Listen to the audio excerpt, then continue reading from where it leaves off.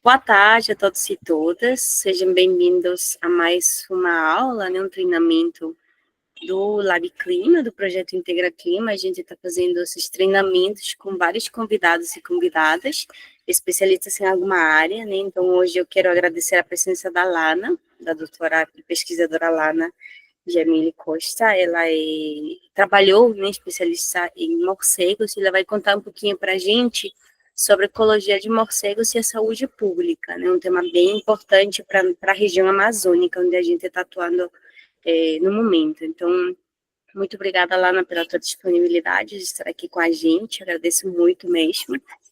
E, bom, fica à vontade para compartilhar teu conhecimento com a gente. As dúvidas podem surgir no momento, pode surgir no final também, não tem problema. A videoaula está sendo gravada e depois vai ser disponibilizada para o pessoal também. Tá ótimo, então. Obrigada pelo convite, primeiramente, é muito satisfatório para mim falar sobre o meu objeto de pesquisa que me acompanhou durante toda a minha vida acadêmica, que foram os morcegos e a raiva, especificamente, uma doença transmitida por eles muito diferente. Bom, começar um pouquinho falando sobre a importância ecológica dos morcegos, um pouquinho das características deles, porque, diferente do que muitos pensam, os morcegos eles têm muitas importâncias ecológicas, e normalmente eles só são associados a doenças, o que faz que muitas pessoas acabem tendo uma aversão, a esses animais, e querendo matar e tudo mais, só que não é bem assim, a gente tem sempre que lembrar do outro lado da moeda, Bom, a primeira característica dos morcegos é que eles são os únicos mamíferos com capacidade real de voo. Isso já faz eles, super únicos. Os únicos mamíferos, com capacidade real de voo. A ordem a que eles pertencem é a ordem Chiroptera. Aí essa palavra vem do termo chi, que significa mão, e pteron, que significa asa, porque ele consegue realizar esse voo através da transformação das suas mãos em asas. Então, nessa imagem que eu trouxe aqui para vocês, dá para perceber muito bem, o braço, o antebraço do morcego e aqui os dedinhos, como os nossos, só que são bem mais longos, e aí eles desenvolveram essa evolução, essa membrana entre o braço e os dedos que os permite desenvolver esse voo. Dentre os mamíferos são os que apresentam a maior distribuição geográfica no mundo, tendo cerca de 1.103 espécies, e sendo que dessas, 172 espécies são encontradas no Brasil. Diferente do que muitas pessoas pensam, os morcegos eles enxergam muito bem, só que eles também se localizam, eles também se guiam pela noite através do sistema de ecolocalização, através da emissão de ondas sonoras de alta frequência, que pode ser vista aqui nesse esquema, Então, ele emite sons, e esse som de alta frequência, ele bate no obstáculo ou no alimento e volta. Então, quando ele volta, ele consegue identificar ali se aquilo que está à frente dele é alimento ou é algum obstáculo no meio do caminho. Ele consegue desviar ou ele consegue seguir para se alimentar daquilo. Então, muitos deles apresentam algumas estruturas que facilitam essa ecolocalização, como essa estrutura no nariz, que é chamada de folha nasal, e as orelhas também bem grandes e onduladas, que ajudam na captação desse som, quando ele volta, Ele emite o som pela boca, volta, e esse som é recebido pela folha nasal de alguns que têm essa estrutura e pelas orelhas também. Eles são divididos em dois grandes grupos. O primeiro grupo foi conhecido como Megachiroptera, que são as raposas voadoras, os maiores morcegos que existem no mundo. Só que essas espécies de morcego desse grupo, elas são restritas ao Velho Mundo, então só não é encontrado aqui no Brasil, só é encontrado no continente europeu, asiático e africano.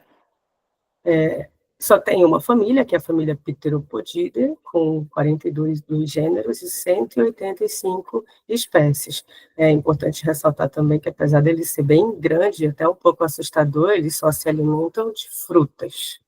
Eles não vão sair por aí atacando, como muitas pessoas acham, Um morcego grande desse, ele é bonzinho, ele só se alimenta de fruta.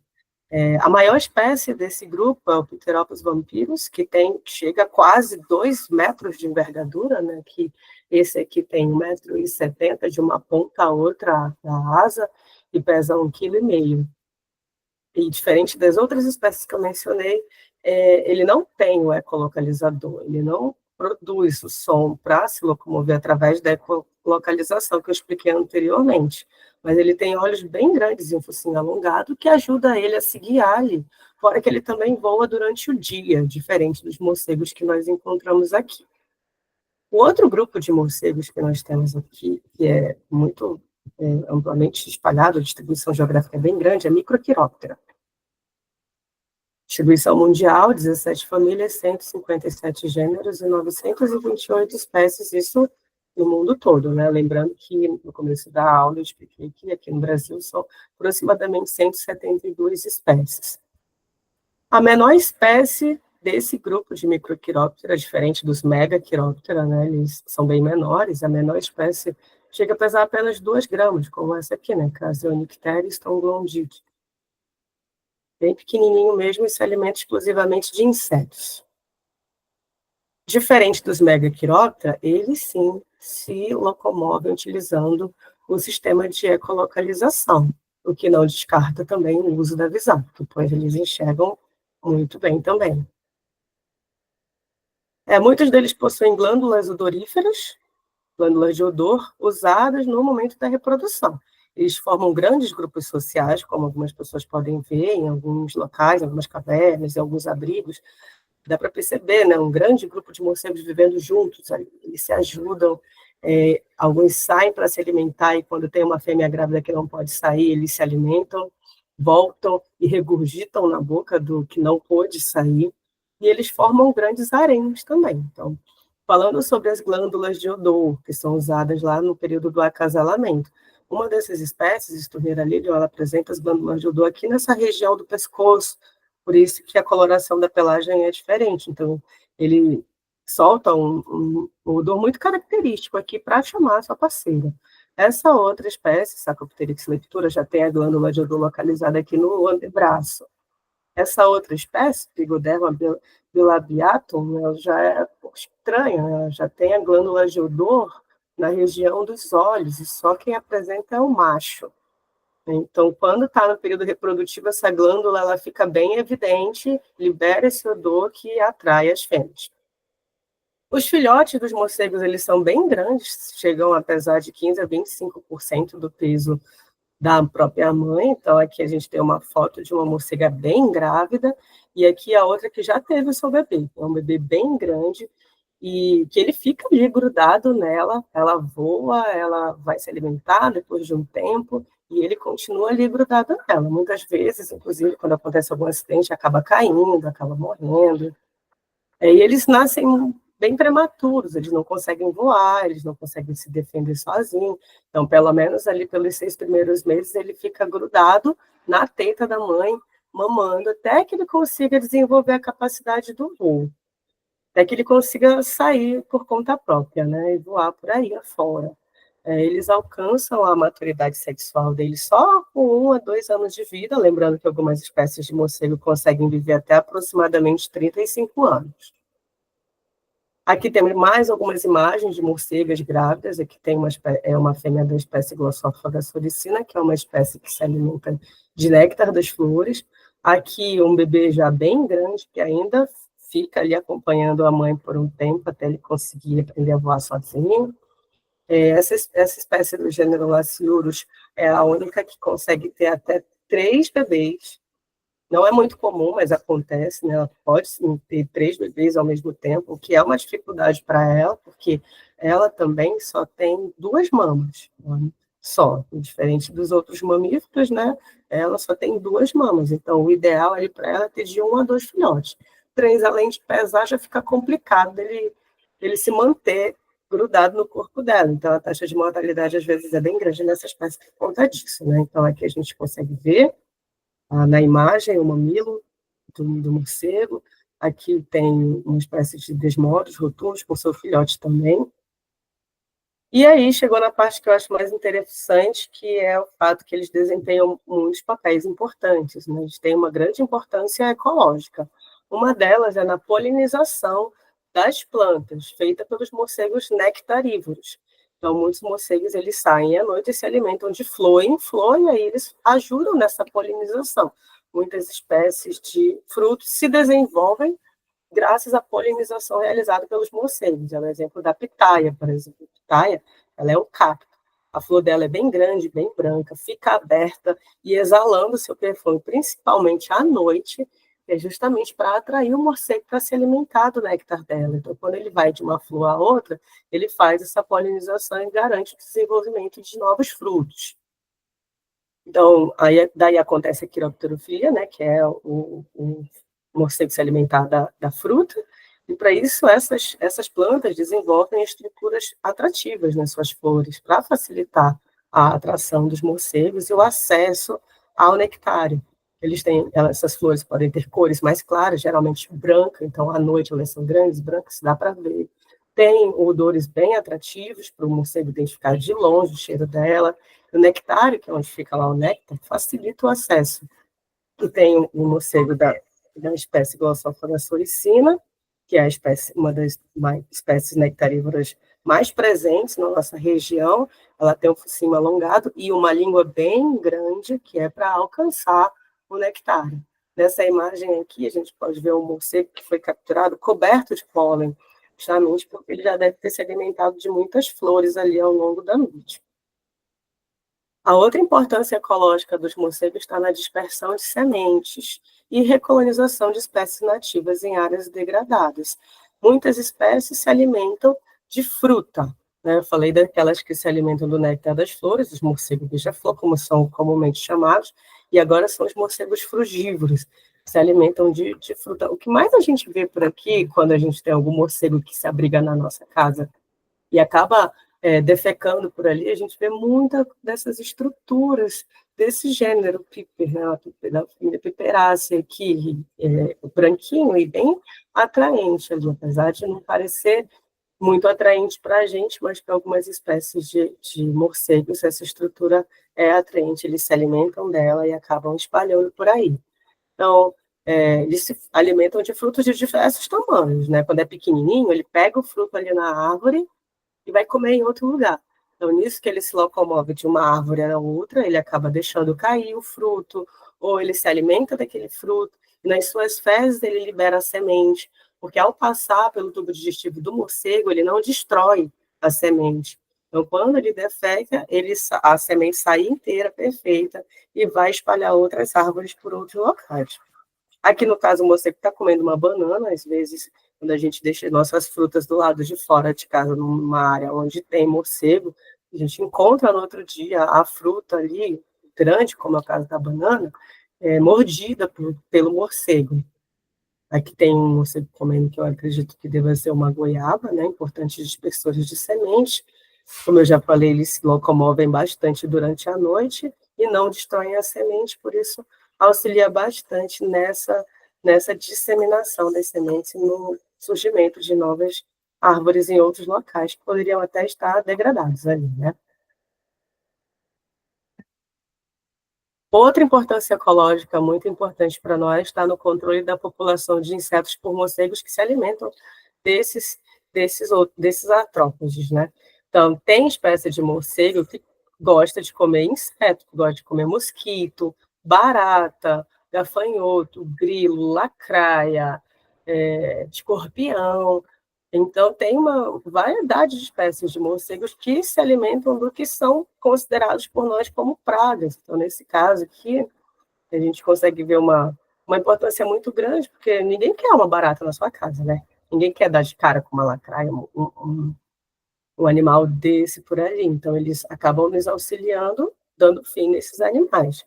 Mosquito, carapanã, por exemplo, que já tem bastante para cá e já incomoda muito. Se não fossem os morcegos, teria muito, muito mais.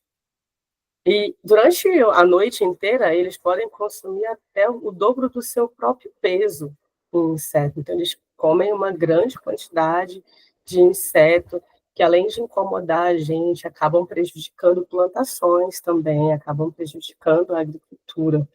Aqui a gente tem um estômago do morcego no começo da noite, né, antes dele começar. Então, foram retirados, na verdade, de vários morcegos diferentes, em vários momentos diferentes da noite, ao longo do horário. É perceptível que o estômago ele está maior, né? E até no fim da noite ter sido capturado um morcego com o dobro do seu próprio peso só de inseto.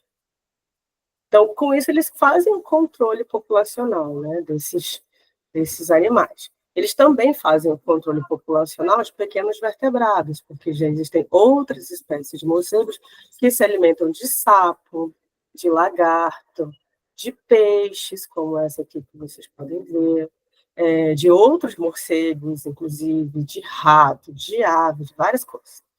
Outra que a gente tem várias outras espécies de morcegos carnívoros, eles normalmente têm orelhas muito grandes, para ajudar a encontrar a sua presa ali. Essas fotos aqui foram tiradas por mim em um abrigo, né, um local abandonado. E logo abaixo desse morcego, a gente pode ver aqui metade de um rato, penas de aves. Então, aqui a gente tem claramente uma espécie de morcego carnívoro fazendo seu papel no controle populacional de alguns animais que podem ser considerados por nós como praga, como é o caso do rato, né? Ninguém quer um rato perto da sua casa, entendeu? E aí a gente também tem outras espécies de morcegos que têm um hábito alimentar muito característico, que são os hematófagos, que é esses com que a maioria das pessoas, de fato, deve se preocupar, porque ele se alimenta exclusivamente de sangue. São os morcegos hematófagos, né? Porém, das 1.117 espécies que existem no mundo, só 3 espécies de morcegos se alimentam de sangue. Uma delas é essa aqui da foto, que é o Diffila ecaudata, e ele só consome sangue de aves, de médio e grande porte.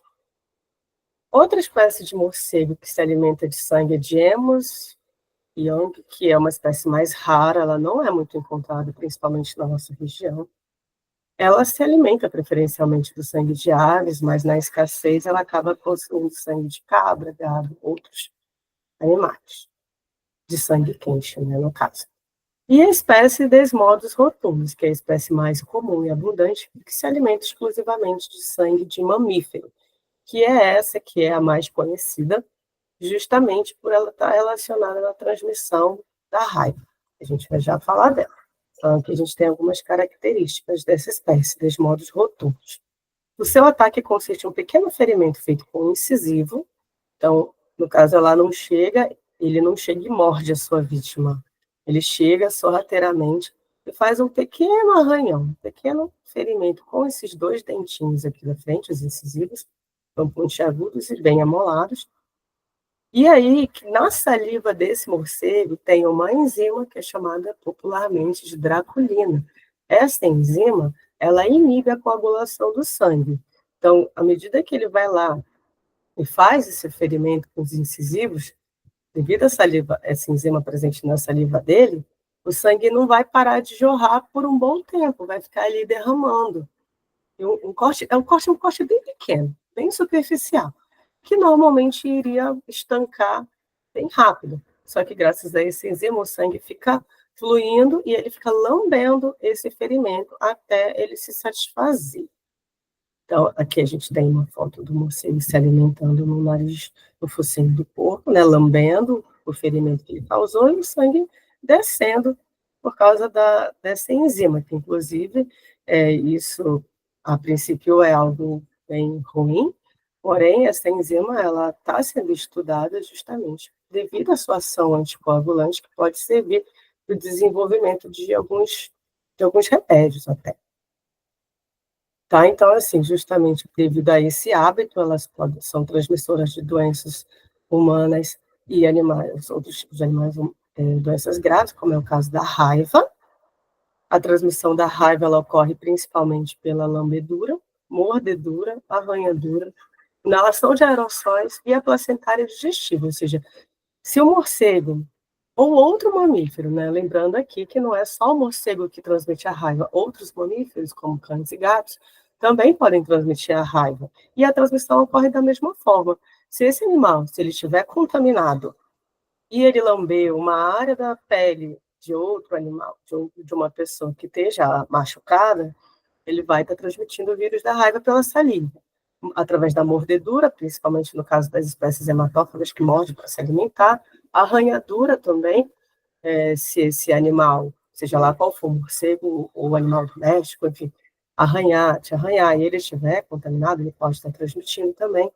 Inalação de aerossóis, mas isso só acontece em locais onde existe uma grande quantidade de morcegos e muitos, quase todos ali, contaminados com o vírus da raiva. Então, se a quantidade for muito grande e a pessoa, ou outro animal, entrar naquele local, ele pode estar inalando uma quantidade de vírus muito grande que pode estar transmitindo a raiva também. O animal que contraiu a raiva, se tiver prestes a dar à luz, estiver grávida, ocorre a transmissão via placentária. O seu bebê pode nascer contaminado com a raiva. Via digestiva, se a pessoa, o animal, comer, se alimentar de outro animal que esteja contaminado, com a raiva, com uma quantidade de vírus bem grande, pode acabar se contaminando com a raiva também. Tá? Então, lembrando que, assim como os demais animais, o morcego ele só vai transmitir a raiva se ele estiver contaminado. Que nesse esquema só mostra como é que o morcego faz para, então, chegar à sua vítima. Ele é um animal muito astuto e delicado nos seus atos ali. Ele vai chegar sorrateiramente, ouvindo a respiração da sua presa, para identificar onde é que ele tem que encontrar o seu alimento. Ele vai pousar ali perto e lentamente se aproximar de uma área, que no caso é uma pessoa, né, na área que estiver vulnerável, que estiver descoberta. Por isso, na maioria dos casos de pessoas que já foram mordidas por morcegos, a mordida foi no nariz, na cabeça, no pé, na mão, porque é uma região que não vai estar geralmente coberta pelo lençol. Então, a cerca de 20 centímetros de distância da pele da sua vítima, ele vai sentir em qual região ele vai conseguir encontrar a maior quantidade de vasos sanguíneos. Então, aí ele faz o corte com o selo incisivo e lambe o ferimento. Então, aqui eu já tenho um esquema mostrando como é que acontece a evolução do caso da raiva, né? Ela é uma doença neurológica, né? Então ela vai afetar principalmente o sistema nervoso daquela pessoa ou do animal que for atacado por um outro animal contaminado. E aqui eu já falo de uma maneira geral, não só do morcego, né? Então, aqui, digamos, é o local da inoculação do vírus da raiva, ou seja, aqui foi onde a pessoa levou a mordida. Então, após a mordida, o vírus ele começa a se multiplicar nessa região do músculo, daí ele penetra nas terminações nervosas periféricas e vai caminhando pelos nervos. Então, ele caminhando pelos nervos periféricos, ele atinge o gânglio dorsal e se multiplica, se replica mais um pouquinho, até então alcançar a medula espinhal dessa pessoa. Quando ele atinge a medula espinhal, então, aí ele vai causar uma infecção nessa medula espinhal, no bulbo, bem aqui localizado o bulbo, o cerebelo e outras estruturas cerebrais ali. Acontecendo, então, uma infecção descendente via nervos sensitivos, e aí, a partir daí, é que o vírus desce e infecta todas as partes do corpo dessa pessoa, que tem regiões nervosas, né? Então, aqui acontece a infecção descendente via nervos sensitivos e motores, para a córnea, glândulas salivares e outros órgãos. Então, uma das características dessa doença, acho que até uma das mais comuns, é o fato de que o animal que está contaminado com o vírus da raiva, ele saliva muito. Acontece uma infecção ali na faringe, na laringe, ele não consegue engolir, e as glândulas salivares passam a produzir uma quantidade de saliva muito grande, por ele não conseguir engolir, acaba babando muito e acaba não conseguindo também ingerir água. Isso a raiva também é chamada de hidrofobia. E a pessoa, o animal que está contaminado também, tem uma aversão à luz. Então, porque na córnea também se multiplica, tem uma quantidade muito grande de vírus. Então, acaba também causando essa sensibilidade. E aqui a gente tem um quadro que mostra quanto tempo leva para cada estágio da raiva em humanos, nesse caso, se desenvolver. Tá? Então, aqui, começando daqui, tem a exposição. A partir daí, ocorre, então, o período de incubação, que é aquele período que o vírus está se multiplicando ali ainda. Esse período de incubação, ele dura de 20 a 90 dias, mas em média de 25 a 45 dias. E aí acontecem sintomas inespecíficos, que podem ser sintomas de qualquer outro tipo de doença. Febre, cefaleia, mal-estar, anorexia, náusea, dor na garganta, alteração de sensibilidade no local da mordida. Depois desse período, acontece, então, a fase prodrômica, onde, que dura cerca de 2 a 10 dias, dependendo da assistência médica.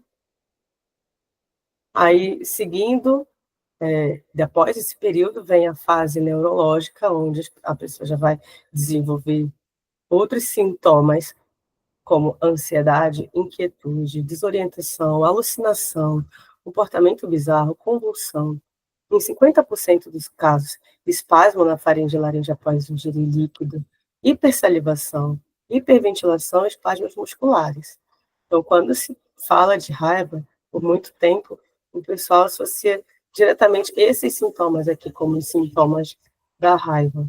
No meu doutorado, eu fiz um trabalho onde eu passei questionário em algumas áreas onde teve raiva humana, e aí, conversando com as pessoas desses locais, eles me relataram muito esses sintomas, assim, nas pessoas que eles viram que estavam contaminadas. A pessoa com comportamentos realmente estranhos, a pessoa perde a sua autonomia ali no seu comportamento, passa a se comportar de uma maneira muito estranha, muitas vezes até agressiva. Por isso que chama raiva, né, inclusive. Apesar de não ser muito comum em seres humanos, mas um dos sintomas em cães e gatos é o gato ficar louco, né? E agressivo, querer morder, querer atacar, além desses outros comportamentos da hipersalivação e tudo mais. E isso nada mais é do que uma estratégia do vírus para se disseminar, já que ele é disseminado pela saliva. Então, ele vai querer morder. O animal contaminado quer morder. Nesse instinto do vírus de se espalhar, de contaminar outras e outras pessoas. Essa fase neurológica, ela dura de 2 a 7 dias, às vezes até mais, até que a pessoa entra em coma. E esse coma pode ser instantâneo, a pessoa pode morrer naquele momento que entrou em coma mesmo, ou durar até 14 dias, né, acontecendo uma paralisia progressiva até a sua morte. Em todo o mundo, acredito que só tenha existido 3 casos de pessoas que sobreviveram à raiva, porém perderam o movimento do corpo, não viveram muito, ficaram praticamente vegetando ali. Né? Existiram já muitos casos de raiva, é uma doença quase 100% fatal. Então, acontece a morte por parada cardíaca, ou morte cerebral. Tratamento pós-exposição. Então, se a pessoa foi mordida por um animal que está com aqueles sintomas da raiva, ou por um morcego, ou se não sabe também, é muito aconselhável seguir esse tratamento. Não sabe se o animal está contaminado, mas foi agredido, tem que lavar a ferida com água e sabão imediatamente, porque a quantidade de vírus ali daquela região já diminui um pouco, e imediatamente procurar o uso do soro ou vacina, para remover ou neutralizar o vírus antes que ele chegue aos nervos periféricos, porque se vocês forem lembrar do esquema que eu mostrei anteriormente, em primeiro momento acontece a replicação do vírus ali no músculo. Então, enquanto os vírus ainda estão no músculo, ainda dá tempo de reverter a situação através da vacina. Mas aí, a partir do momento que o vírus ele sai do músculo e atinge os nervos periféricos, aí já é tarde demais, porque daí ele já vai migrar para o sistema nervoso central e se espalhar para o restante do corpo daquela pessoa. O tratamento humano depende do tipo de acidente e da condição do animal agressor. Então, às vezes, a pessoa sabe que aquele animal, aquele cachorro, aquele gato, ele toma vacina anualmente, né? Hoje em dia a gente sabe que existe a vacina anual, as campanhas de vacinação anual para os cães, para os gatos. Para quem faz criação de herbívoros, como o gado, existe também aquela obrigatoriedade, inclusive, de se vacinar aquele gado anualmente. E isso, inclusive, ajudou bastante na redução dos números de casos ao longo dos anos, né? Essas campanhas de vacinação. Então, se é um animal que está vacinado, que tem dono, que a pessoa sabe ali que ele provavelmente não vai estar contaminado, o esquema pode ser menor, ou apenas 3 doses da vacina. Mas, se você não conhece o dono do animal, ou se você foi mordido por um morcego, você não vai saber se o morcego estava ou não estava com o vírus. Então, aí já se vem os tratamentos mais longos, que podem durar até 5 doses da vacina. No dia 0, que é o dia da agressão, no 3º dia, depois no 7º, depois no 14º, depois no 28º dia. Falando sobre a situação epidemiológica da raiva no Brasil, da raiva humana, especificamente, nos anos de 2004 e 2005, houve um surto de raiva aqui na nossa região, que deixou em alerta o nosso sistema de saúde, né? No ano de 2004, aconteceram 15 casos notificados no município de Portela, no Pará. Também em 2004, aconteceram 6 casos de raiva humana em Viseu, e mais 2 casos no ano de 2005. Em Augusto Correia já foram notificados 15 casos de raiva.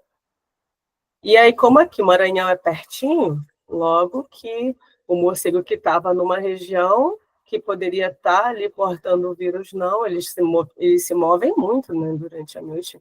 Então, logo ele também já começou a acontecer casos de raiva no município, no estado do Maranhão. No município de Carutapera teve 2 casos em 2005, mais 3 casos em Godofredo Viana, mais 2 casos em Cândido Mendes, e mais 17 casos em Turiaçu. Isso de casos que foram notificados, porque a gente sabe que nosso sistema de saúde, às vezes, ele pode ser falho, às vezes, e isso aqui foi o que foi notificado, e os casos que não foram notificados. E eu falo isso justamente devido ao meu trabalho de doutorado, né, porque aqui a gente vê em 2004, 6 casos, 2005, 2 casos, né, Viseu. Só que quando eu apliquei questionário nas comunidades de lá, em Açaiteua, em Firmiana, onde teve gente que morreu, conversando com as pessoas, parece que houve muito mais casos de raiva ali, pelas características, pelos sintomas que as pessoas estavam me repassando. Então, houveram várias pessoas que eram parentes, que perderam, né, parentes, nesse momento aqui do surto, e que parece que foi muito mais do que a gente realmente vê. No total, foram 21 casos notificados em 2004 e mais 41 casos notificados em 2005. Antes de ir para as outras doenças transmitidas por morcego, eu fiz uma pesquisa que mostra que desde 2010 a 2024, ocorreram mais 48 casos de raiva humana no Brasil, em diferentes estados. Paraná, Santa Catarina, Paraíba, Mato Grosso do Sul, Roraima, Rio de Janeiro, Maranhão, Minas Gerais, no Distrito Federal, no Ceará, no Piauí. E foram transmitidos por várias espécies, por cães, gatos, raposas, animais silvestres, né, como raposa, guaxinim, bovinos também, porque apesar do bovino ele não morder ali, a raiva ela se manifesta de 2 tipos, né? Tem a raiva paralítica, que acontece a paralisia do animal, e tem a raiva nervosa, que é a raiva onde aquela pessoa, o animal contaminado, já vai desenvolver a agressividade, né? Então, o bovino, no caso do bovino, quando ele está contaminado, geralmente a pessoa que pegou a raiva de um bovino era o dono daquele gado, e que ali, manuseando o seu animal, acabou entrando em contato com a saliva dele e se contaminando também. Faltou também falar que no ano de 2018, né, mais recentemente, aqui no Pará, houveram casos de raiva no município de Melgaço. Foram 11 casos de raiva notificados, né? Talvez tenha sido até mais, mas notificados foram 11 casos, e todos esses 11 casos foram causados por morcegos hematófagos. Então, foi uma região ali de Melgaço que ficou em alerta, né, para esses casos de raiva identificados em morcegos hematófagos. Aí, como é que a pessoa identifica se aquele morcego, se os morcegos daquela região foram contaminados ou não? Quando se aparece o primeiro caso em animal ou não, se emite esse alerta e as pessoas fazem campanhas de captura de morcegos, e aí faz o exame laboratorial. Tira-se o sangue do morcego para verificar se está havendo a produção de anticorpos contra o vírus da raiva. Se tiver havendo essa produção de anticorpos, é porque provavelmente aquele morcego teve contato com o vírus. Não necessariamente o morcego vai morrer sempre. Às vezes ele se recupera dessa doença diferente do ser humano, né? Às vezes não. E aí, em muitos casos, eles passam uma substância chamada pasta vampiricida no dorso desse morcego e solta. Então, esse morcego, quando ele vai para a caverna, ele acaba passando essa pasta para outros morcegos, porque eles vivem todos juntos na colônia, um próximo do outro. Eles são amigos, eles são companheiros. Eles se lambem, eles fazem a limpeza, né, um do outro. Como eu falei anteriormente, se tem uma fêmea grávida, ela não pode sair ali por causa da condição dela, ou teve bebê, recentemente vai poder sair para buscar seu próprio alimento, o morcego sai, se alimenta, volta, regurgita na boca daquela outra fêmea o sangue, né, ingerido. Então, eles têm um contato muito próximo. Então, esse contato muito próximo facilita a transmissão do vírus de um para o outro e facilita também o repasse da tal da pasta vampiricida de um para o outro morcego também. Isso é usado, é permitido, né, pelos órgãos que trabalham com isso, porém existe um lado ruim, porque às vezes, quando a equipe responsável por fazer isso não está muito atenta para aquela situação, não sabe identificar as características daquele morcego, se ele é hematófago ou não, acaba passando a pasta vampiricida em outras espécies e acaba causando uma série de outras consequências, né? Porque, como eu mostrei para vocês no começo da aula, as outras espécies de morcegos têm uma importância ecológica muito grande. Então, é um perigo, às vezes, usar a pasta vampiricida se a equipe não está muito bem preparada para isso. Isso não é uma substância que é vendida livremente, é justamente para evitar que as pessoas comprem e queiram matar os morcegos por aí. Isso, além de crime, né, por ser um animal silvestre, acaba causando uma série de outras consequências. E aí, né, como a nossa aula também sobre saúde pública trouxe também outras doenças que são transmitidas por morcegos. A raiva é a mais comum, é a mais falada, mas morcegos também podem transmitir histoplasmose através do fungo Histoplasma capsulatum, né? Então, a transmissão da histoplasmose por morcego acaba acontecendo pela inalação dos esporos desse fungo em locais onde existe uma grande quantidade de morcegos. O fungo do histoplasma, ele está presente no solo, só que nas fezes do morcego ele encontra ali seu ambiente ideal para crescer e para se multiplicar. Então, por isso é que o morcego acaba agindo na transmissão da histoplasmose também. Os sintomas da histoplasmose podem surgir entre 3 a 7 dias após o contato com o fungo, e ela tem cura, né? Principalmente se ela for diagnosticada e tratada precocemente. Outra doença é a criptococose, também causada por fungos, também presente nas fezes do morcego, no guano do morcego, mas é uma doença que ela afeta principalmente as pessoas com o sistema imunológico comprometido. Então, se uma pessoa saudável entrar em contato com esse fungo, pode ser que ela não desenvolva nada.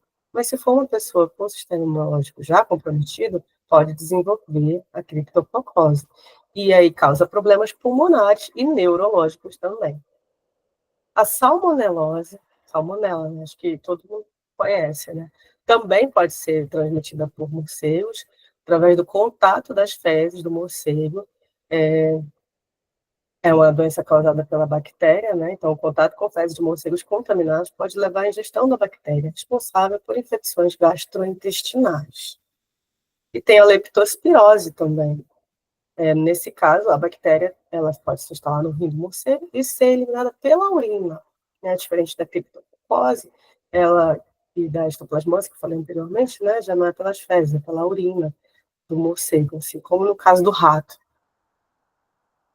E aqui, assim, só falando um pouquinho sobre a conservação dos morcegos no Brasil, a legislação brasileira garante a proteção dos morcegos, né? Eles são animais silvestres, então é crime matar animais silvestres, seja lá qual ele seja, incluindo morcego, né? Os animais de qualquer, a legislação ela fala exatamente esse parágrafo que eu coloquei aqui. Os animais de qualquer espécie, em qualquer fase de seu desenvolvimento, e que vivem naturalmente fora de cativeiro, constituindo a fauna silvestre, bem como seus ninhos, abrigos e criadores naturais, são de propriedade do Estado, sendo proibida sua utilização, perseguição, destruição, caça ou apanho. Então, a repressão com pesadas multas acontece, mas não tanto aqui no Brasil. Acontece multa, né, mas não tão pesada. Mas são mais frequentes em outras regiões do mundo, né? Tá, então, são mais frequentes para aqueles que causam danos a qualquer outro animal, menos os morcegos que estão sendo mortos impunemente, né? Eu aposto que alguns de nós aqui já conheceu alguém que já viu um morcego entrou voando pela casa e alguém foi lá e deu-lhe uma vassourada nele, né? Algumas populações acabam diminuindo com essas atitudes. Já ouvi casos de pessoas que tacaram fogo numa caverna, num tronco de árvore que tinha um abrigo de morcego. E isso acaba, a pessoa nem sabe qual é o tipo de morcego que existe lá, então acaba diminuindo a quantidade de morcego daquela região, que vai poder trazer aquelas consequências relacionadas à importância ecológica do morcego que eu falei anteriormente. Então, proteção legal dos morcegos já foi implementada em vários países do mundo, como vocês podem ver aqui, para uma punição mais rígida, né? Só que no Brasil a punição não é tão rígida assim. Existe uma multa, mas ela não é tão grande assim. Caso a pessoa seja pega destruindo um abrigo onde tenha morcego. E aí eu termino a minha aula com essa frase: uma sociedade esclarecida deveria executar um programa de conservação da fauna sem preconceitos, e não incluísse somente os animais de agrado público. A gente sabe que o morcego não é um animal de agrado público. A maioria das pessoas não gosta de morcego, né, de fato. Muitas vezes porque desconhece a importância daqueles animais. Acha que todos os morcegos transmitem doença, acha que ele não serve para nada, e ele serve sim, tem muitas importâncias ecológicas, e agora a gente já sabe também que para que não só o morcego, mas qualquer outro animal transmita uma doença, ele tem que estar contaminado com ela. E nem sempre esses animais vão estar contaminados. Porém, é claro que se a gente for ver o morcego por aí, a gente vai deixar ele quieto, deixar ele em paz, não vai tentar manusear de forma desprotegida, porque a gente não sabe se ele vai estar contaminado ou não. Então, manusear o morcego de forma assim também desprotegida não é aconselhado, tá? Dito isso, muito obrigada e espero que eu tenha mudado um pouquinho a concepção de algumas pessoas a respeito dos morcegos, tá bom? No mais, vacinem seus animais contra a raiva. As campanhas de vacinação, elas estão aí anualmente e de graça, para que a gente possa manter os nossos animais protegidos contra essa doença, tá bom? É isso, muito obrigada. Muito obrigada, Lana, por estar aqui com a gente, compartilhando tão incrível, eu acho muito incrível a dinâmica, a ecologia dos morcegos, sabe? Então, acho bem interessante mesmo. Muito obrigada por estar aqui com a gente. Não sei se alguém tem dúvidas, comentários, o que gostaria de fazer para a nossa convidada, para a Lana.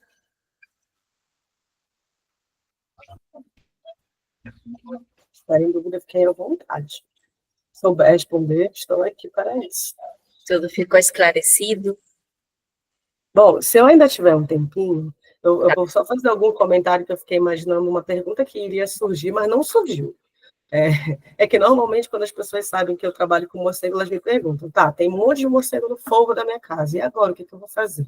Você não pode matar, você não pode tacar fogo, não pode destruir, não pode... O que eu vou fazer com esses morcegos, né?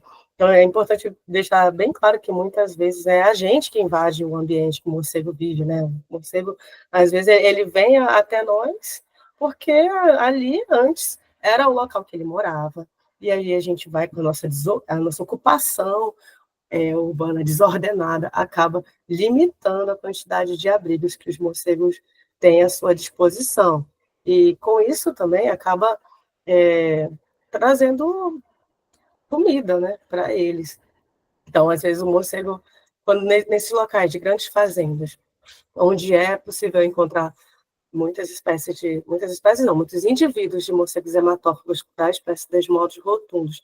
Era uma área de floresta que aconteceu ali, que tinha ali, e aí alguém desmatou para fazer um pasto.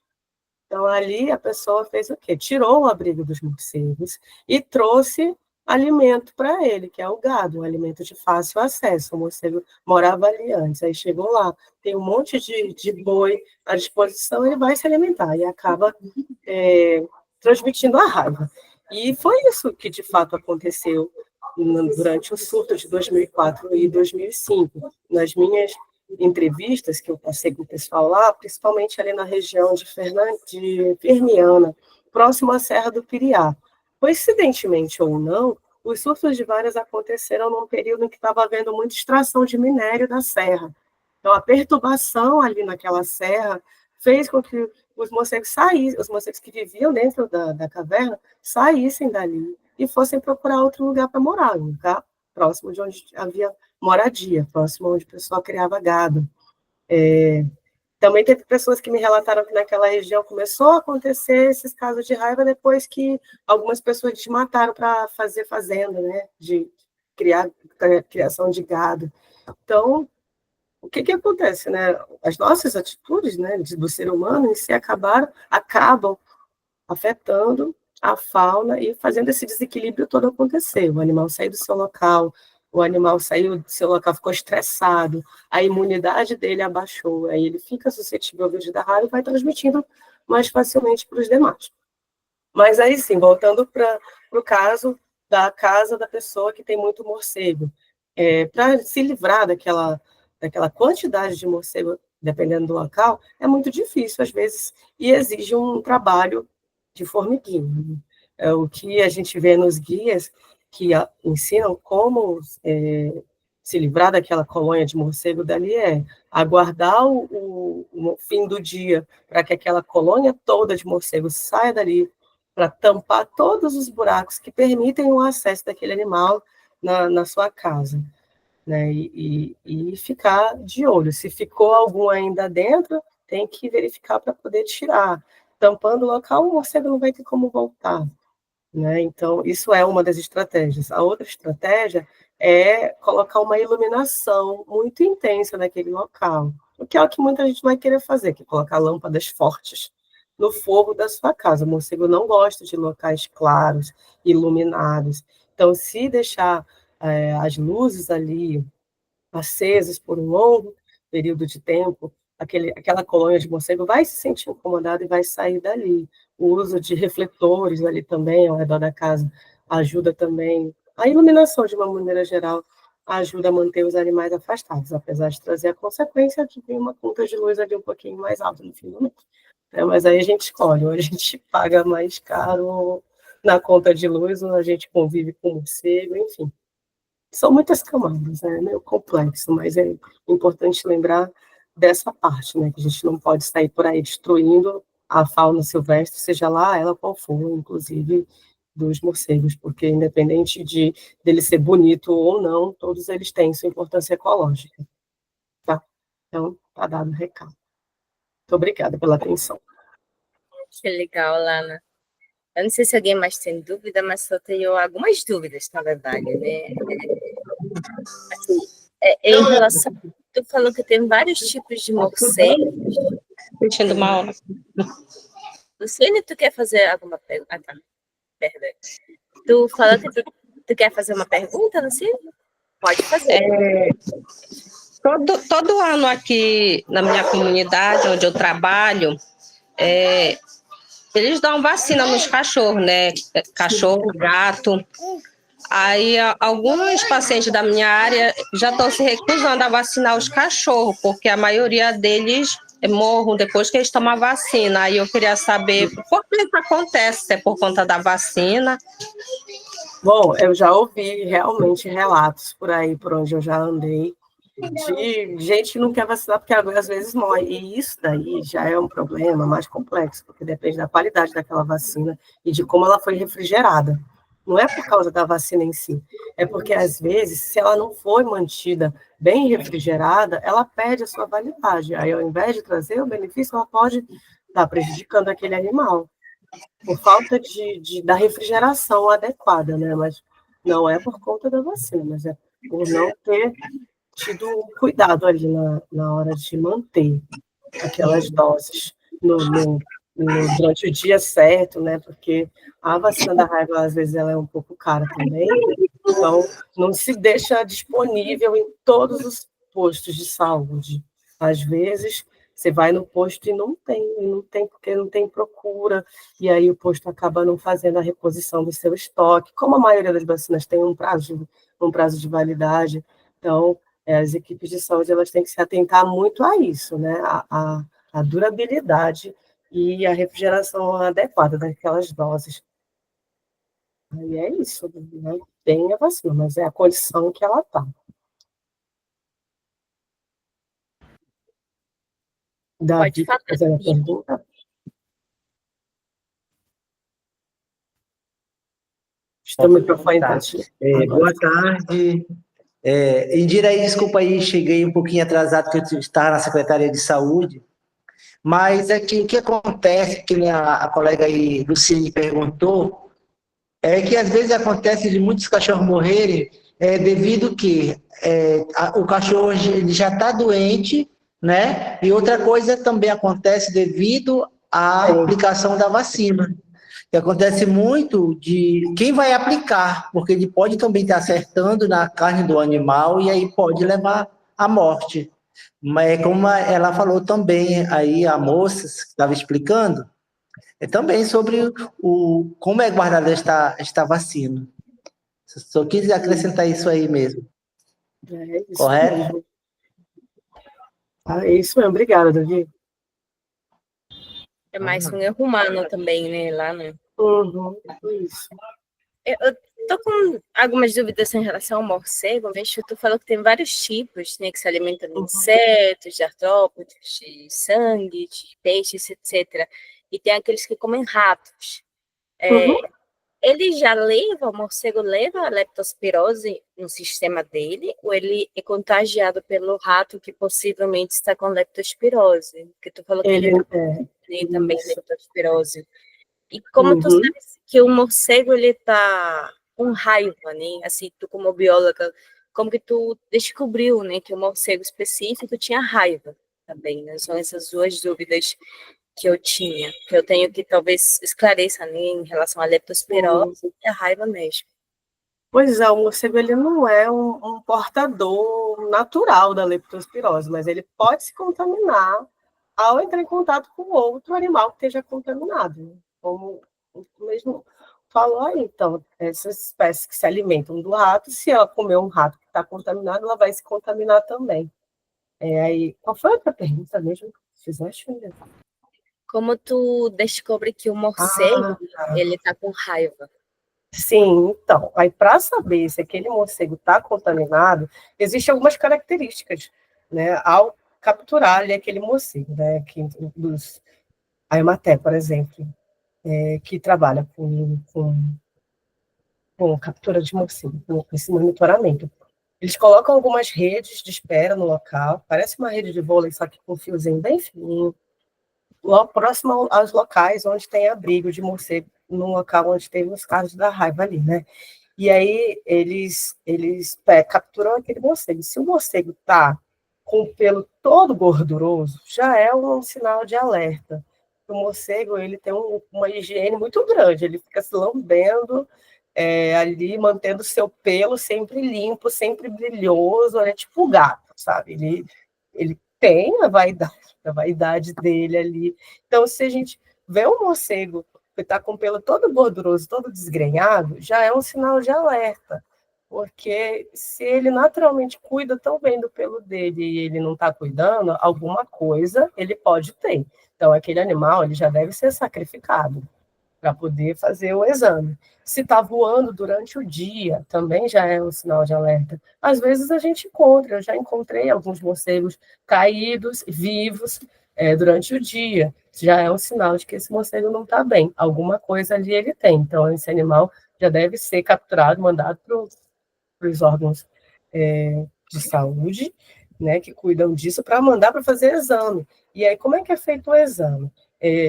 Através da amostra do encéfalo do morcego. Então, tem que sacrificar aquele animal, tem que tirar, abrir o crânio dele para tirar uma amostra do encéfalo dele, mandar para o Instituto Evandro Chagas, em Belém, né, no nosso caso aqui, e lá eles fazem esses exames, né, para constatar que aquele animal está contaminado ou não. Então, primeiro de tudo é observar se o animal que foi encontrado ali está com algum comportamento estranho ou não. Se tiver, aí ele é sacrificado para fazer não só, né, o exame da raiva, mas outros exames que seja para saber se ele está contaminado com alguma outras dessas doenças que eu comentei com vocês.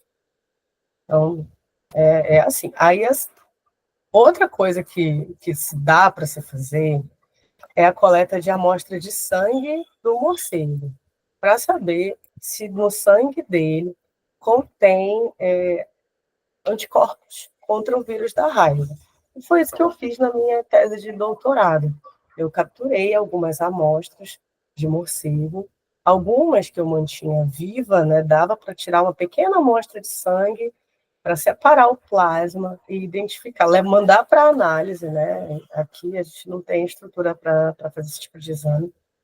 Mandar essa amostra de plasma para análise para identificar se está produzindo anticorpos ou não.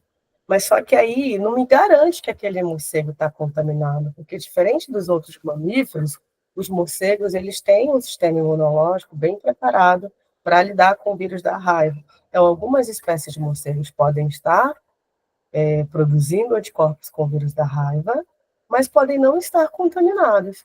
Muitas vezes ele pode estar só ter tido contato com o outro, aí pegou, produziu um anticorpo suficiente e se curou. Acontece.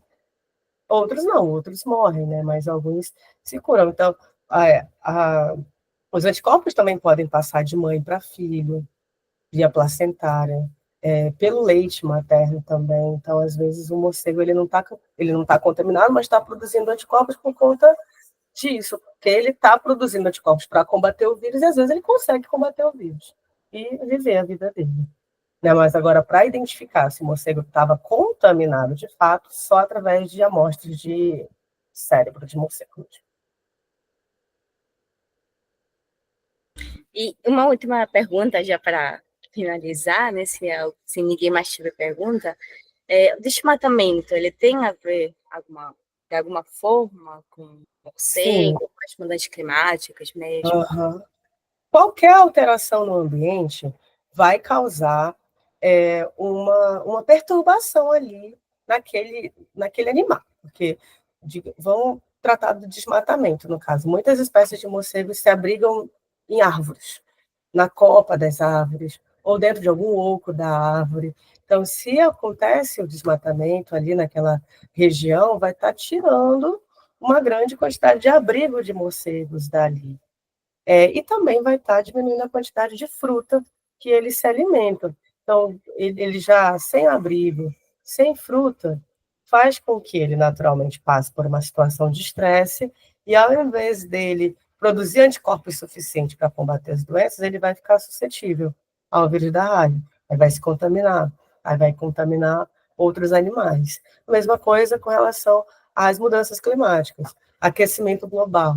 Locais muito quentes também vão deixar aquele morcego inquieto, estressado, também vai contribuir para abaixar a imunidade dele, também vai fazer com que ele não consiga produzir anticorpos suficiente para combater o vírus da raiva. Né? E aí acaba acontecendo os surtos. Qualquer tipo de perturbação sonora, ou climática, como é o caso das mudanças climáticas que estão acontecendo e tudo mais, tudo isso pode contribuir significativamente para o desenvolvimento desses surtos. Interessante, Alana.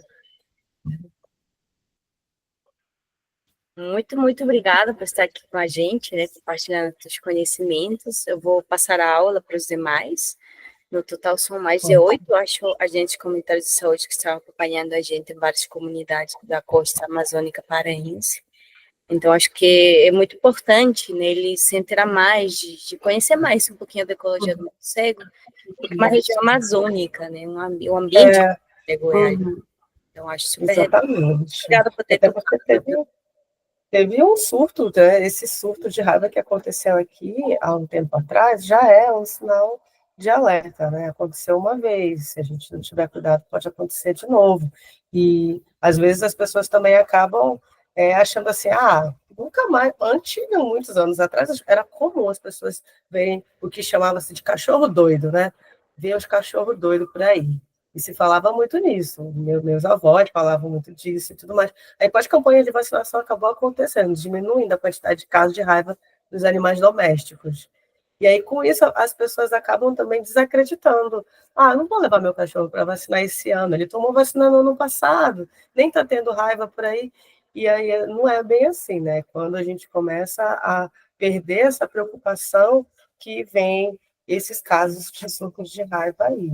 Isso também é importante, se a gente for agredido, não só por morcego, mas por qualquer outro tipo de animal, cachorro, gato, se não sabe, pode estar correndo esse risco. Tem gente que cria animal silvestre em casa, tem gente que cria guaxinim.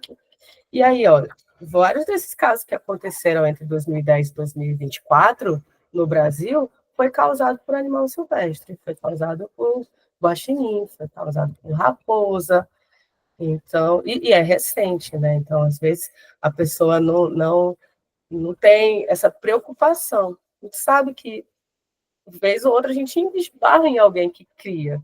Mesmo sabendo que não pode criar, às vezes acaba criando. Mas é claro que também tem gente que não sabe do perigo que está correndo, né? E aí é por isso que é importante sempre estar tratando desses temas, para que as pessoas não relaxem nos cuidados com a transmissão, né? Da raiva e de outras doenças por aí. Legal. E é isso. Obrigada, gente. Muito obrigada por ter topado. E lembrem, se vacinem as suas mascotes, né, que podem transmitir esses tipos de doenças.